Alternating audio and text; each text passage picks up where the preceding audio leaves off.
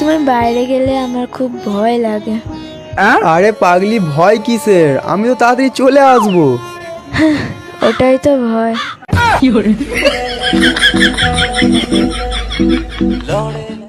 এই কটতলা কই যেতেছ? জঙ্গলে গেছি কাঠ কাটবার। সাবধানে যাও, জঙ্গলে সাপ আছে, সবল দিতে পারে।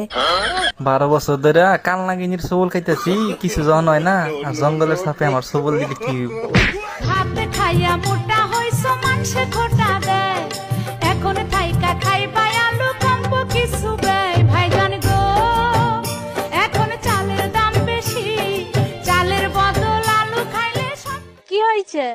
জাঙ্গিয়া খুঁজে পাইনি, আধ ঘন্টা ধরে খুঁজে পাইনি। চান করবো? মদ খাওয়াটা কমাও, নয়তো মদের বোতলে মাথায় পাঠিয়ে দেবো। মাথায় ওটা কি? হ্যাঁ রে, মদ খাওয়াটা কমাতে। কি গান বাইরইছে রে বাবা?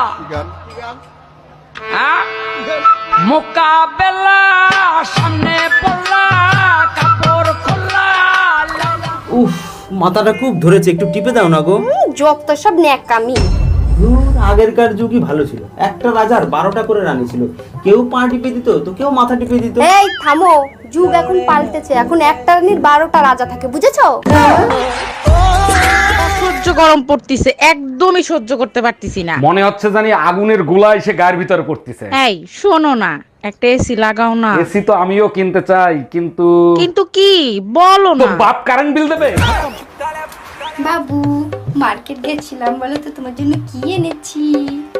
নিশ্চয়ই কিছু খাওয়ার জিনিস হবে। সেটা শুধু তোমার। কই দেখি দেখি। এই দেখো।